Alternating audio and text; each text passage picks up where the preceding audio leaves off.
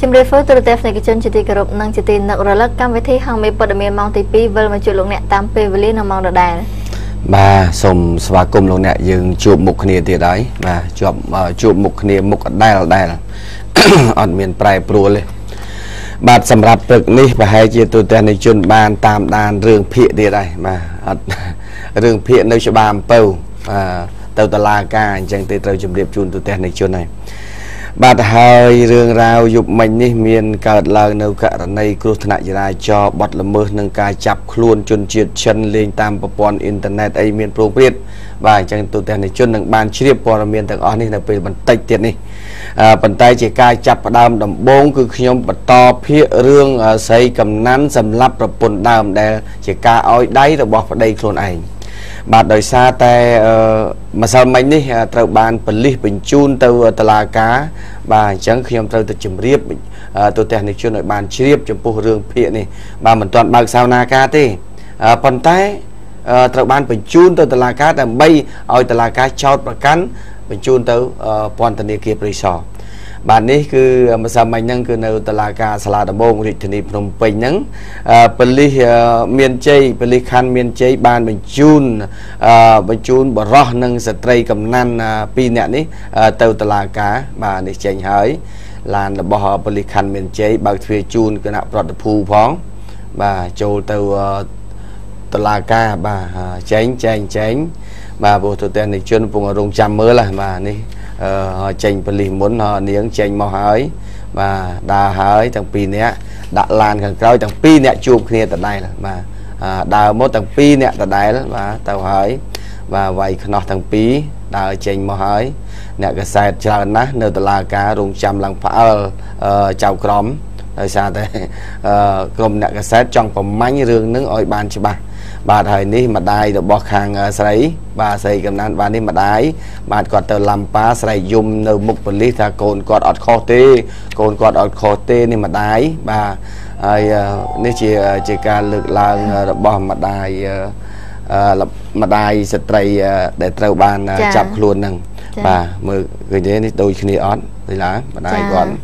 แต่บโกนโดยเหียงฝาดเชียงนะจะบนบันไดจ่าแต่ให้แต่อ้อยสะอาดไอเตี้ยแต่นี่คือกอดบานยกกระดาษนี้ปรับถ่ายกระดาษนี้คือกระดาษไอโก้ได้โกนกอดเมียนตีปัวบ่านี่เคยไงบ่าเคยให้ปรับผลิตาโกนกอดอดเมียนบานจะจบแปะปอนของการสำหรับตะลือสตรีประปนดาวเกนองเต้คือจีการจอดประกันเต้บ่านี่ก็จะปรับจังแล้วนี่ก็ทอมนาเต้มาได้แต่เมียนทอเมตาจมปุกโกนมาได้นาก็โดยมาได้นาได้คือแต่นัดสลายโกนปันแต่ถือไม่บโกนบานประพฤติมันบานแต่ปรับมาได้นะบ่าจังโกนที่ได้บานประพฤติลุยเละมันอ้อยมาได้ดังแต่ตีบ่มพอตัวแต่จับคลุนเมียนพอตางจังกรุบกรอนแต่เฮ้ยบานดังท้าโกนยืงนึกตัวประพฤติจะได้เนื้อตีนเวนบ่าปันแต่ไว้เดลมาได้บ่เนียงประสวรรค์เละประสวรรค์เละแต่อายุมาเพย์ใบชนะตัวใบมาได้บอกครูนตัวใส่ยุ่มในตลาดกากระดอยพอตั้งในตระบานบางหางคือกรุบกรอนนาตาเฮยกรุบกรอนนาตาเฮยปัญหาตีมุยคือกอดบานสารเพียบสารเพียบครูนกอดตัวในทัวร์สกรรมเพียบไม่แล้วยืนกรมทาเคยรู้ทากาซาเพียบระบอเนียงระบอหันติดทางพอได้เดลจัดปรีบใส่นี่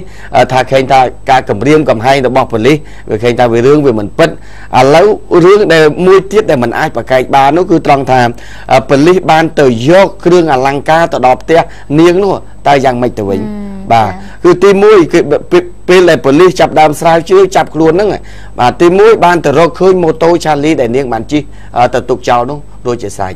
ตีปีเครื่องอลังการเราบอกสตรีจุนรงครูแต่บานเตยยกดอกเตี้ยเนียงนู่นพอตังนึงเตนาวิ่งเลยบ่าโดยซาแต่ปีนู้คือเครื่องอลังการแต่เตาบานพลอนสำลับให้ยกเครื่องอลังการเตานู้คือเนียงสวรรค์วันแหละนั้นคือยกเครื่องอลังการเตาด่าในขนมตกตามวยบ่าแต่ด่าในขนมตกตาในแต่จีโดนู้แต่ด่าในน้องจังดาลปีจับดามปลีหอยแต่đó doตกตาในโมหายมือเครื่องอลังการในขนมนึงแต่งอ๋อ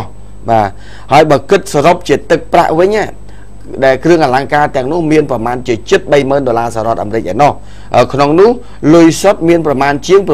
$6,000 បាទលុយសុទ្ធមានជាង$6,000 ខ្សែក3ខ្សែក្រវិល2វងបាទក្រវិល2វងបន្តោងជាច្រើនផ្សេងទៀតបាទនេះដែលត្រូវបានរឹបអូសបាននៅកន្លែងផ្ទះដែលនាងដែលដៃដល់នេះគាត់យកទៅលាក់ទុកនៅក្នុងតុក្កតាបាទនេះបាទអញ្ចឹងនៅពេលដែលប៉ូលីសបានបញ្ជូនទៅដល់តុលាការរាជធានីភ្នំពេញកាលពីម្សិលមិញនេះគឺតុលាការបានធ្វើការសាកសួរទាំងពីរនាក់នេះតាំងពីម៉ោង7ព្រឹករហូតដល់ម៉ោង7យប់បាទអញ្ចឹងសំណុំរឿងនេះគឺតុលាការសួរមកយកមកលំអិតតែម្ដងបាទអញ្ចឹងទោះបីថាឥឡូវពេលខ្លះនាងវលៈហ្នឹងទៅដល់តុលាការគាត់បានបដិសេធហើយមេធាវីក៏គាត់ការពារក្តីតែធម្មតាទេវិជ្ជាជីវៈមេធាវីគឺកុំប្រកាន់គាត់ព្រោះគាត់ទោះបីចោលប្លន់ក៏គាត់ការពារឲ្យល្អដែរបាទទោះបីជាឃាតករសម្លាប់4 10 20នាក់ក៏គាត់ត្រូវតែការពារកូនក្តីរបស់គាត់ថាមិនបានប្រព្រឹត្តទេអយុត្តិធម៌ណាស់កុំចោទប្រកាន់លើកូនក្តីរបស់គាត់បាទធម្មតានេះជាអាជីពរបស់វិជ្ជាជីវៈអ្នកមេធាវីទៅហើយបាទកុំឲ្យប្រជាពលរដ្ឋរបស់យើងថាមេធាវីនេះសម្លាប់គេតាំងមកស្រស់ទៅហើយបែរជាទៅការពារតែអត់ប្រព្រឹត្តទៀតទេបាទកុំខឹងគាត់ព្រោះអានេះអាជីពរបស់មេធាវីគឺអញ្ចឹងបាទដូចអាជីពអ្នកសារព័ត៌មានអញ្ចឹងអាជីពអ្នកសារព័ត៌មានគឺគេនិយាយតាមដែលព្រឹត្តិការណ៍ដែលកើតឡើងបាទប៉ុន្តែខ្ញុំជឿជាក់ថាវាមិនសប្បាយចិត្តទេចំពោះអ្នកដែលមានខ្លួនចំពោះអ្នកដែលប្រព្រឹត្តអាក្រក់នៅពេលដែលសារព័ត៌មានផ្សាយគេមិនសប្បាយចិត្តទេពីព្រោះខ្លួនគេអាក្រក់ទៅហើយបាទទៅនិយាយគេថែមទៀតឲ្យដឹងសាធារណៈគឺមិនសប្បាយចិត្តទេប៉ុន្តែយើងទាមទារថាត្រូវតែនិយាយការពិតដើម្បីឲ្យមហាជនបានជៀបថាសាច់រឿងហ្នឹងវាកើតឡើងដោយរឿងអីបាទអញ្ចឹងឥឡូវនេះបើតាមព័ត៌មានចុងក្រោយបាទគឺថាលពុកខាងបរោះលពុកឈ្មោះស៊ីលូហេងឡុងបាទស៊ីលូហេងឡុងហ្នឹងដែលគាត់រួមគំនិតជាមួយនឹងស្រីស្នេហ៍របស់គាត់សម្រាប់ប្រពន្ធខ្លួនឯងនេះគឺឥឡូវលពុកហ្នឹងគាត់បានប្រគល់ទ្រព្យសម្បត្តិដូចជាឡានព្រុសមួយគ្រឿងបាទហើយនឹងទ្រព្យសម្បត្តិគ្រឿងអលង្ការដែលប៉ូលីសរឹបអូសបានមកទាំងប្រមាណនឹងទៅសុំតុលាការបាទគាត់បានប្រាប់ឲ្យនឹងទៅសុំតុលាការដើម្បីយកមកឲ្យចៅរបស់គាត់បាទដើម្បីទុកចិញ្ចឹមចៅរបស់គាត់បាទគាត់អត់យកទៅណាទេហើយគាត់នឹងនេះជាឡានរបស់ខាងស្រីទេអត់ទេឡានខាងស្រីទេដែលមុនដែលគេចាប់នាងកំពុងតែឡានហ្នឹងទៅចាក់សាំងមិនចាប់នៅក្នុងឡានហ្នឹងបាទឡាន CRV ហ្នឹងពណ៌ទឹកប្រាក់បាទអញ្ចឹងឥឡូវនេះយើងឃើញថាម្ដាយឪពុកខាងប្រុសបាទហើយនឹងម្ដាយខាងស្រីបាទម្ដាយខាងស្រីគាត់កំពុងតែយំសោកអំពីកូនរបស់គាត់ដែលត្រូវបានស្លាប់ហើយគាត់កំពុងតែចិញ្ចឹមចៅមួយបាទនៅទីនោះហើយប្រិមិត្តខ្លះកំពុងគាត់ច្រឡំតាមពិតកូនអ្នករងគ្រោះនេះគឺកូនប្រុសហើយទើបបានមកខួបទេហើយមានផ្ទៃពោះមិនមែនមានផ្ទៃពោះដែលអ្នករងគ្រោះនឹងម្នាក់ថែមទៀតទេគឺមានផ្ទៃពោះខាងអ្នកប្រព្រឹត្តអ្នកប្រព្រឹត្តនាងប្រាក់សុវណ្ណវលៈនោះដែលដូចមិញហ្នឹងម្ដាយបាទគាត់មានផ្ទៃពោះមួយលោកស៊ីលូហេងឡុងហ្នឹងបាទអញ្ចឹងពីមុនយើងតែងតែថានាងដែលស្លាប់នោះមានផ្ទៃពោះទៀតណាគាត់និយាយចឹងប៉ុន្តែមិនមែនទេព័ត៌មាននេះច្រឡំទេបាទតាមពិតនាងមានកូនមួយខួបអាយុមួយខួបបាទតែខាងអ្នកដែលប្រព្រឹត្តស្ត្រីដែលអ្នកប្រព្រឹត្តទេដែលមានផ្ទៃពោះបាទអញ្ចឹងឥឡូវនេះបើទោះបីម្ដាយខាងអ្នកនាងប្រាក់សុវណ្ណវលៈបានទៅយំស្រែកនៅមុខចំពោះមុខតុលាការក៏ដោយតុលាការបានគ្រាន់តែថាធ្វើម៉េចទេអ្នកបងអើយបងស្រីអើយធ្វើម៉េចបើកូនរបស់យើងបានប្រព្រឹត្តទៅហើយអញ្ចឹងច្បាប់ត្រូវតែចោទប្រកាន់បាទនេះជាគ្រឿងអលង្ការដែលត្រូវបាននាងសុវណ្ណវលៈបានយកក្រោយពេលដែលសម្លាប់ជនរងគ្រោះស្លាប់ទៅហើយបានយកគ្រឿងអលង្ការទាំងអស់នេះទៅដាក់នៅក្នុងតុក្កតារបស់ខ្លួននៅឯផ្ទះម្ដាយមីងបាទនៅឯបឹងតបែកឯណោះបាទនៅពេលដែលសមត្ថកិច្ចទៅឆែកឆេរឃើញបាទមានខ្សែដៃមានខ្សែកបាទមានបតោងហើយលុយនោះចំនួនជាង$6,000 សហរដ្ឋអាមេរិកបាទអញ្ចឹងឥឡូវនេះ ប៉ូលីសខាងខណ្ឌមានជ័យត្រូវយកនាងទៅមួយសារទៀតព្រោះអត់ទាន់ចប់ទេម្សិលមិញនេះតុលាការបានសួរពេញមួយថ្ងៃដល់ល្ងាចម៉ោង 7 បាទអត់ទាន់ចប់នៅឡើយទេហើយតុលាការអោយផ្ញើមកខាងប៉ូលីសខណ្ឌមានជ័យវិញឲ្យយកមកទុកបាទប៉ុន្តែសម្រាប់ថ្ងៃនេះត្រូវយកទៅមួយសារទៀតគឺចប់សពគ្រប់ថ្ងៃនេះហើយដែលនឹងចុងក្រោយត្រូវបញ្ជូនទៅពន្ធនាគារព្រៃសរតែម្ដងបាទអញ្ចឹងលពុកខាងប្រុសណាគឺអត់មានមាត់មួយម៉ាត់ទេគឺគាត់ធ្វើម៉េចបើវាហួសចិត្តrồiនិយាយអីវាមិនចេញបាទគាត់ខំស្រឡាញ់កូនប្រសាហើយគេអ្នកនៅចិត្តខាងគេថានាងដែលរងគ្រោះដែលបានស្លាប់ហ្នឹងស្លូតណាស់បាទអត់សូវមាត់សូវកហើយមីងម្នាក់គាត់នៅខាងផ្សារថ្មីគាត់ទេមកខ្ញុំគាត់ថាអូយលោករុទ្ធីអើយគាត់ទឹមតែមកទិញអីវ៉ាន់ខ្ញុំទេស្រាប់តែដល់ពេលព្រឹកឡើងស្រាប់តែឃើញគេថាអាកកសម្លាប់នាងខ្ញុំហួសចិត្តរន្ធត់មែនតែនមកទើបមកទិញរបស់គាត់នៅកន្លែងបាទគាត់ប្រាប់មកខ្ញុំអញ្ចឹងបាទនេះយើងចង់បញ្ជាក់ជូនប្រិមិត្តរបស់យើងបន្ថែមដោយសារតែប៉ូលីសបានបញ្ជូននាងទៅតុលាការហើយយើងចង់ដឹងថា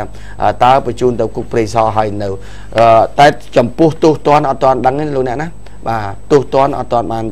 ដឹងទេនៅពេលនេះគាត់យើងដឹងថាពេលនេះតើតុលាការចោទប្រកាន់ហើយនៅហើយបញ្ជូនទៅព្រៃសរហើយនៅបាទយើងគ្រាន់តែតាមបានប៉ុណ្ណឹងតាក់ទងបញ្ហាទោសទណ្ឌថាតើត្រូវជាប់គុកប្រមាណអីប្រមាណអានឹងនៅបើកសវនាការទៀតយ៉ាងហោចបំផុតក៏3ខែជាងដែរបាទដែលនឹងតុលាការបើកសវនាការ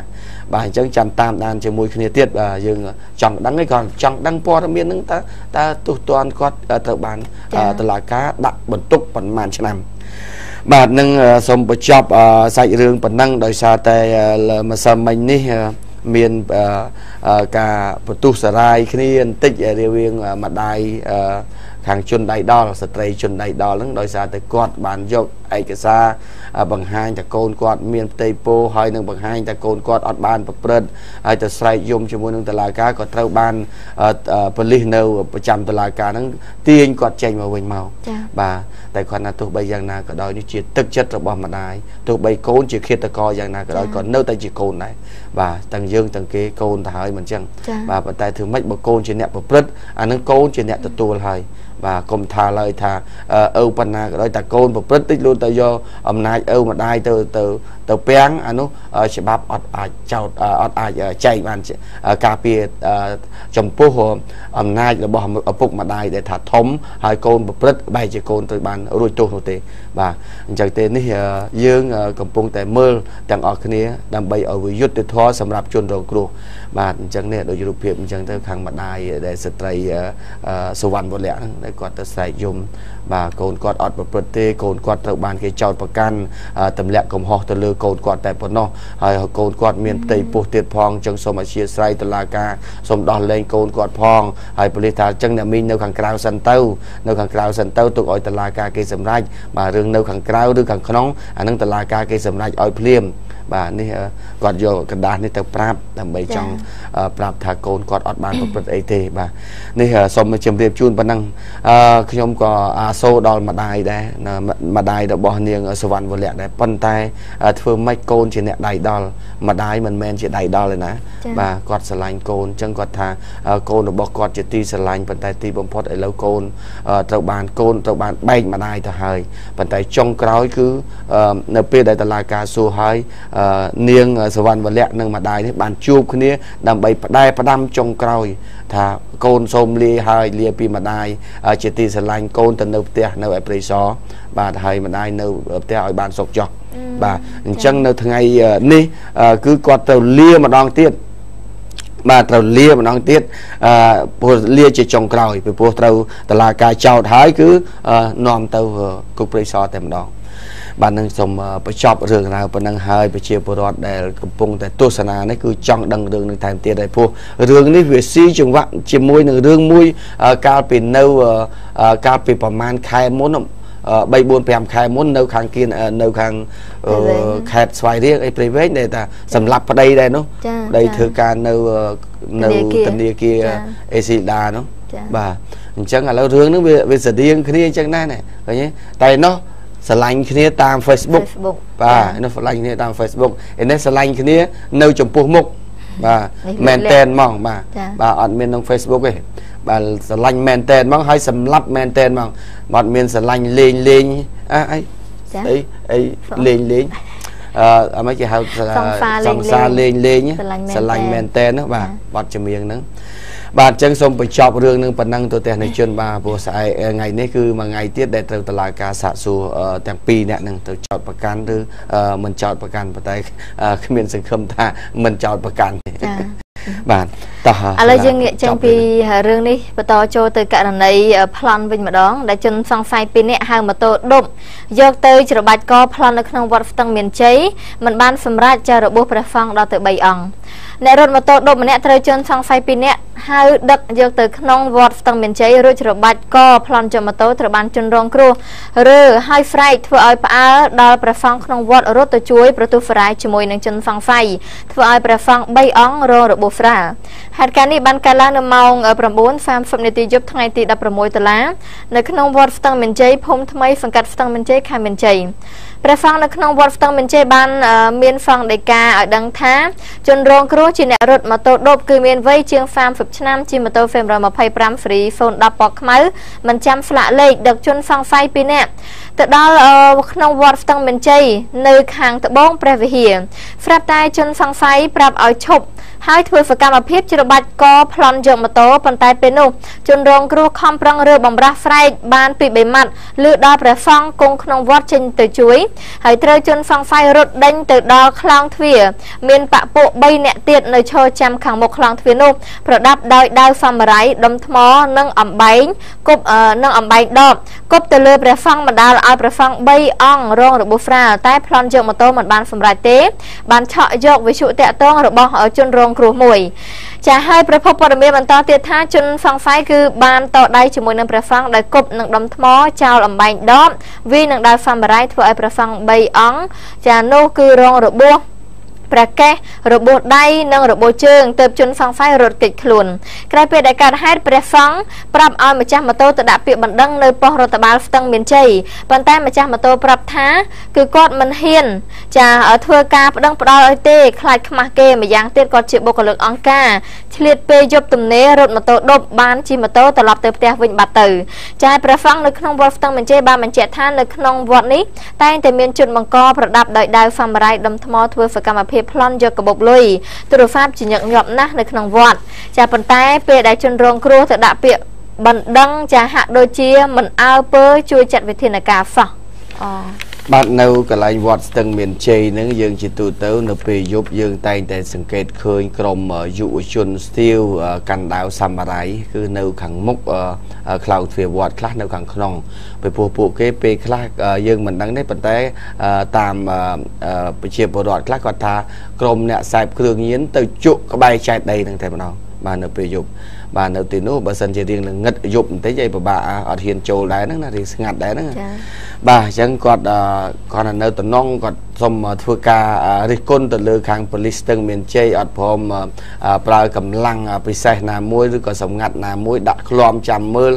បង្ក្រាបពួកគេហ្នឹងនៅកន្លែងវត្តស្ទឹងមានជ័យសោះបាទអញ្ចឹង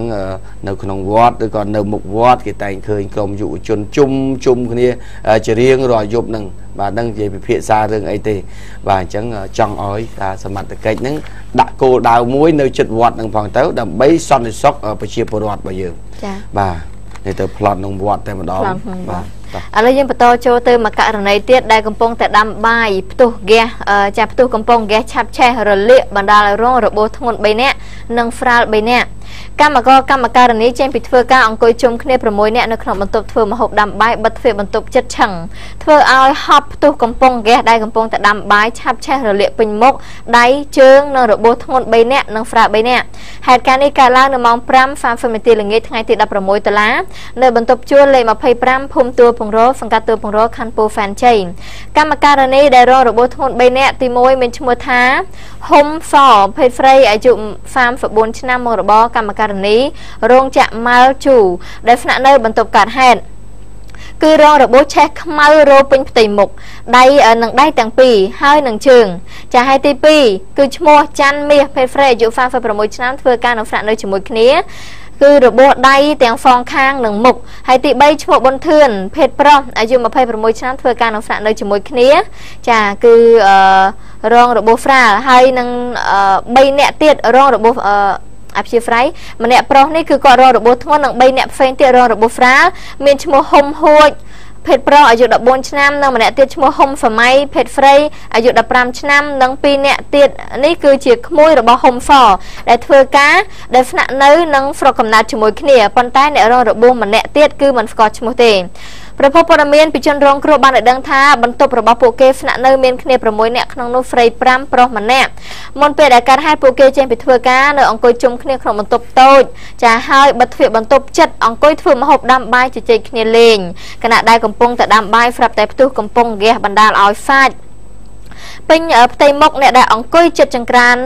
ជាងគេចាបណ្ដាលឲ្យរងរបួសធ្ងន់3នាក់ហើយត្រូវបានបញ្ជូនទៅព្យាបាលនៅមន្ទីរពេទ្យប្រកុសសមៈភ្លាមរីឯអ្នកដែលរងរបួសស្រាល3នាក់ទៀតមិនបានទៅសង្គ្រោះនៅមន្ទីរពេទ្យនោះទេហើយប្រពន្ធព័ត៌មានបានបន្តទៀតថាមូលហេតុដែលបណ្ដាលឲ្យផ្ទុះកំពុងហ្គាសដោយសារតែបន្ទប់តូចចង្អៀតហើយមានមនុស្សច្រើននឹងបិទទ្វារចិត្តទៀតធ្វើឲ្យហប់ក្តៅពេកទៅផ្ទុះកំពុងហ្គាសបែបនេះហើយឥឡូវបច្ចុប្បន្នស្ត្រី2នាក់និងបុរសម្នាក់កំពុងព្យាបាលនៅក្នុងមន្ទីរពេទ្យប្រកុសសមៈចានេះផ្ទុះធុងហ្គាសទៀតហើយកំពុងហ្គាសទៀតហើយបាទអញ្ចឹងទេនេះជាមេរៀនមួយដែលប្រជាពលរដ្ឋរបស់យើងត្រូវប្រុងប្រយ័ត្នណា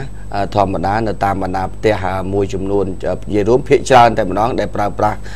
កំប៉ុងហ្គាសដែលជាខានហ្នឹងបាទតូចជាខានហ្គាសហ្នឹង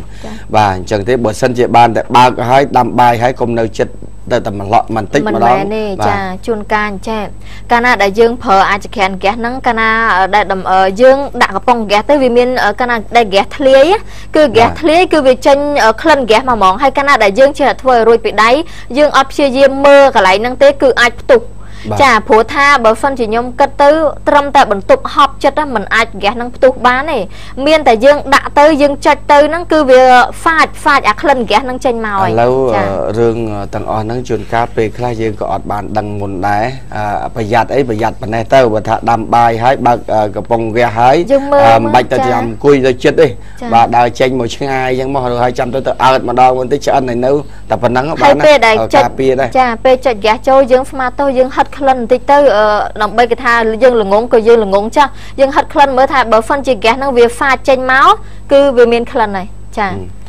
អូខេអញ្ចឹងយើងត្រូវប្រយ័ត្នណាព្រោះជៀសវាងកុំឲ្យមានហេតុការណ៍កើតឡើងដដែលអញ្ចឹងទៀតព្រោះវាគ្រោះថ្នាក់ណាគ្រោះថ្នាក់សម្រាប់យើងនិងប្រជាពលរដ្ឋរបស់យើងដែលប្រើប្រាស់នឹងតែម្ដងបាទអញ្ចឹងឲ្យប្រយ័ត្នបញ្ហាទាំងអស់ហ្នឹងហើយនេះបើសិនជាផ្ទះនឹងស្លឹកទៀតផងគឺឆេះតែម្ដងឬក៏មានសាំងអីនៅចិត្តនឹងទៀតផងឆេះផ្ទះនឹងតែម្ដងបាទឥឡូវនេះរងគ្រោះសម្រាប់តែមនុស្ស 4-5 នាក់បាទអញ្ចឹងមានអីក្រៅពីយើងមានការប្រុងប្រយ័ត្ននៅពេលដែលយើងចាប់ផ្ដើមប្រើប្រាស់កំប៉ុងហ្គាសដាំបាយបាទយើងចូលទៅមួយរឿងថ្មីមួយទៀតគឺបងប្អូនជីដូនមួយសាច់ថ្លៃផឹកស៊ីស្រវឹងកាប់ចាក់គ្នាបណ្ដាលរងរបួសធ្ងន់ម្នាក់និងស្រាលម្នាក់ចាផឹកស៊ីជុំគ្នានៅផ្ទះជួលរបស់បងថ្លៃជីដូនមួយចាប្រពន្ធទៅតាមហើយជេរប្រមាថបងថ្លៃក៏ប្រាប់ឲ្យត្រឡប់ទៅផ្ទះវិញធ្វើឲ្យមានកំហឹងយកកូនកំបិតចិត្តបន្លែដេញចាក់បងថ្លៃរបួសមួយកំបិតរីឯអ្នកបង្ករបួស3កំបិតបញ្ជូនទៅមន្ទីរពេទ្យមិត្តភាពខ្មែរសូវៀតហេតុការណ៍នេះបានកើតឡើងនៅម៉ោង 8:30 នាទីយប់ថ្ងៃទី 16 តុលានៅចំណុចផ្ទះជួលជាន់ទី 1 លេខ 98 ផ្លូវលេខ 235 ក្រុម 12 ភូមិ 3 សង្កាត់សាដើមកខណ្ឌទួលគោកប្រពន្ធព័ត៌មានពីសមត្ថកិច្ចឲ្យដឹងថាមុនពេលកាត់ហេតុជនរងគ្រោះឈ្មោះឈុនសាខុនភេទប្រុសអាយុ36ឆ្នាំមករបរជាជាងជួសជុលរថយន្តស្នាក់នៅផ្ទះជួលកាត់ហេតុខាងលើហើយស្រុកកំណើតគឺនៅឃុំស្ពកចាឃុំស្ពកស្រុកបាភ្នំខេត្តព្រៃវែងរបួសមួយកំបិតរយៈក្បាលពីក្រោយបានឲ្យដឹងថារូបគាត់នឹងឈ្មោះទៀនណាក់ជាបងថ្លៃជីដូនមួយសាច់ថ្លៃប្រពន្ធចាទាំងពីរនាក់ហ្នឹងគឺជាបងជីដូនមួយនឹងគ្នាទៀតចានៅថ្ងៃកើតហេតុឈ្មោះឈុនសាខុនប្រពន្ធឈ្មោះឈុនសាខុនចាចាជាប្រពន្ធគឺជាកន្លែងនេះចា ឈ្មោះខុនឆនសាខុននិងមិត្តភ័ក្តិឈ្មោះមាសរដ្ឋាភេទប្រុសអាយុ34ឆ្នាំរបស់ជាងជួសជុលរថយន្តដែលស្នាក់នៅផ្ទះលេខ139សង្កាត់អូរ៉ូហ្វេទី3ខែ7មករាគឺបានទៅអង្គុយផឹកស៊ីនៅលើផ្ទះរបស់គេតាំងពីម៉ោង6ចានឹង30នាទីប្រឡប់មកម្លេះបន្តមកឪពុកក្មេកបានឈប់ផឹកមុនគេចេញទៅបាត់ស្រាប់តែឈ្មោះទៀនណាក់ភេទប្រុសអាយុ20ឆ្នាំមុខរបរគឺអ្នកអនាម័យនៅផ្សារដើមកដែលស្នាក់នៅផ្សារដើមក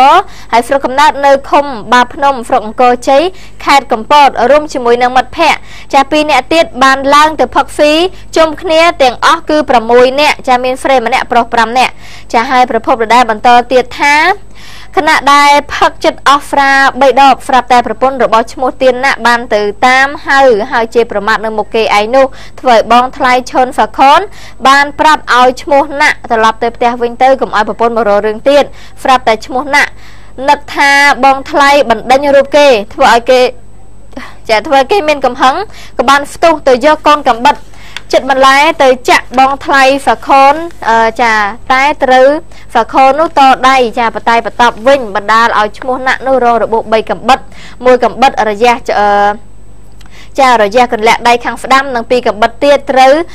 កផ្នែកខាងមុខនិងខាងក្រោយរងរបួសធ្ងន់បានបញ្ជូនទៅព្យាបាលនៅមន្ទីរពេទ្យមិត្តភាពខ្មែរហ្វូវៀនចំណែកឈ្មោះសាខុនរងរបួស1កំបិតរយៈក្បាលផ្នែកខាងក្រោយត្រូវសមត្ថកិច្ចនាំទៅដេមុខរបួសនៅគ្លីនិករួចហើយក៏នាំយកទៅហ្វាក់ហ្វូននៅប៉ុស្តិ៍ផ្សារដើមកចាអូរឿងចេះតាមពិតនិយាយឲ្យងាយស្ដាប់ងាយយល់ទៅចេះតាមពិតនេះខាងបងថ្លៃអីមិញហីប្រាប់នៅឈ្មោះណាក់ហ្នឹងព្រោះប្រពន្ធមកជេរបន្តិចកន្លែងផឹកឲ្យទៅចានៅពេលដែលប្រពន្ធមកជេរបន្តិចកន្លែងផឹកហ្នឹងថាកុំឲ្យមានរឿងតទៅទៀតទៅណាក់ឯងទៅមុននៅបាទប្រពន្ធមកជេរទៅហើយហ្នឹងបាទអញ្ចឹងវាប៉ះពាល់បរិស្ថានអ្នកផឹកបាទអញ្ចឹងទុកឲ្យគេផឹកឲ្យស្ងាត់ស្ងៀមគាត់សប្បាយនៅផ្ទះដែរមានតែណាប៉ុន្តែដល់ប្រពន្ធមកជេរបន្តិចនៅមុខតែយើងទាំងគេខ្ញុំក៏ចឹងដែរទៅកុំឲ្យរឿងរ៉ាវហ្នឹងទៅប្រពន្ធពងមកជេរបន្តិចពងផឹកលេងឆ្ងាញ់ណាបាទដល់ពេលចឹងទៅដល់នេះទៅខឹងគេមិនបើប្រពន្ធយើងចឹងដែរគេមិនចង់ឲ្យរឿងហ្នឹងណាចាបាទហើយមកសប្បាយដល់ពេលមកឲ្យកើតទុកណាទៅចង់អង្គុយជាមួយដល់សុកចិត្តទៅកន្លែងផ្សេងហ្នឹងអាហ្នឹងវាមិនខុសអីពីរឿងគេនិយាយថាពេលដែលប្រពន្ធមកដល់ជេរមកដល់ជេរថាដល់ពេលជេរឡើងបែកពពុះមាត់ដល់ពេលចាប់ដើមសុំទោសណាសុំទោសបងសុំទោសខ្ញុំជេរបងអីខ្ញុំជេរប្តីខ្ញុំអើយដល់ល្មងហើយអញ្ចឹងបានថាកាលណាបើសិនជាយើងជួបជុំគ្នាគួរណាស់តែប្រពន្ធណាអ្នកដែលប្រពន្ធដែលគាត់ទម្លាប់មានចរិតអញ្ចឹងគាត់គួរកុំទៅជាបន្តិចអញ្ចឹងអីទោះបីប្តីខូចយ៉ាងម៉េចក៏ដោយព្រោះគួរណាស់តែទុកកិត្តិយសគាត់នៅកន្លែងជួបជុំជាមួយមិត្តភ័ក្តិឬបើសិនជាយកល្អប្រាប់កូនទៅកេះតិចទៅបើថាគាត់មិនព្រមមកហើយបាច់ទៅជាទេឲ្យគាត់ឲ្យមកចប់សពគ្រប់ទៅចាំមកដល់ផ្ទះសុំរឿងរ៉ាវអីផ្សេងទៀតបាទកុំទៅរករឿងកន្លែងគេបាទជួនកាលពេលខ្លះវាអញ្ចឹងគេទាំងអស់គ្នាគេរក្សាកិត្តិយសគេឈ្មោះរបស់គេដែរដល់ពេលគេឃើញយើងតែម្នាក់ឯងមួយដែលប្រពន្ធមកជេរបន្តិចដែលធ្វើឲ្យប៉ះពាល់គេឈ្មោះកិត្តិយសគេអ្នកត្រឹមត្រូវអញ្ចឹងវាអាចរឿងដល់ពេលអាចរឿងនោះប្រពន្ធនេះដែរបាទមុខមាត់ប្រពន្ធពេលត្រឡប់ទៅវិញមានអីក្រៅពីធ្វើឲ្យមានប្តីរឿងអញ្ចឹងបាទហើយចុងក្រោយមានអីក្រៅពីមួយពេទ្យអញ្ចឹងទៅបាទមួយទៀតទៅគុកអញ្ចឹងទៅបាទចែកគ្នាទៅមួយចែកទៅពេទ្យមួយចែកទៅគុកបាទអានឹងយើងត្រូវគិតទាំងអស់គ្នាបញ្ហាទាំងហ្នឹងបាទឥឡូវនេះដោយសារពេលវាខ្លីប៉ុន្តែសូមសិលាថ្ងៃមកសឹមមិញហីដែលនិយាយតាក់ទងរឿងអីពេទ្យនៅអ្នកលឿងចាចាមន្ទីរពេទ្យបងឯងអ្នកលឿងទីពេទ្យបងឯងអ្នកលឿងមិនគឺគាត់រាល់ពេលដែលបើកប្រាក់បៀវត្សដល់បុគ្គលិកគឺគលាននុបដ្ឋាយិកាហ្នឹងគឺកាត់10000បើមិនមកអ្នកប្រាក់ខែតិចកាត់10000ទៅអ្នកប្រាក់ខែច្រើន20000អញ្ចឹងទៅរាល់ខែអត់ដឹងជាម្សិលមិញនេះខាងពេទ្យបងឯងអ្នកលឿងហ្នឹងទូរស័ព្ទមកខ្ញុំបាទបងស្រីកំណឹងប្អូនស្រីកំណឹងដែរប្រធានពេទ្យកំណឹងអនុប្រធានពេទ្យកំណឹងដែរប៉ុន្តែសុំលោកទីសុំបំភ្លឺផងបាទគាត់ថាគាត់មានកាត់មែន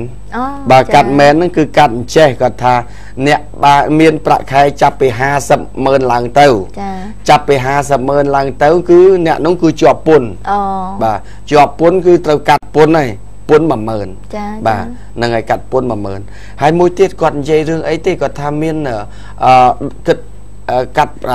យកពីប្រាក់ខែប្រហែល2005ដាក់បញ្ចូលទៅក្នុងស្អីកម្មវិធីស្អីមួយទៀតទេបាទគាត់និយាយខ្ញុំអត់យល់ដែរប៉ុន្តែគាត់ទទួលស្គាល់តាក់ទងកាត់10000ហ្នឹងគឺមានមែនប៉ុន្តែចាប់ពីប្រាក់ខែ500000ឡើងទៅទេដែលអ្នកនោះគឺជាប់ពន្ធកាត់10000ហ្នឹងគឺបញ្ហាពន្ធបាទគាត់លើកឡើងអញ្ចឹងបាទនេះអ្នកគ្រូពេទ្យនៅបង្អែកនៅខាងអ្នកលឿងបាទទូរស័ព្ទមកខ្ញុំមិនសឹមមិញសូមអោយបញ្ជាក់ប្រាប់ទៅនឹងផងព្រោះគាត់ពេលហង website ទៅហើយចាប់ដើមខាងសុខាភិបាលកោះប្រជុំបាទកោះប្រជុំដើម្បីនិយាយអំពីបញ្ហាប្រាក់បៀវត្សហ្នឹង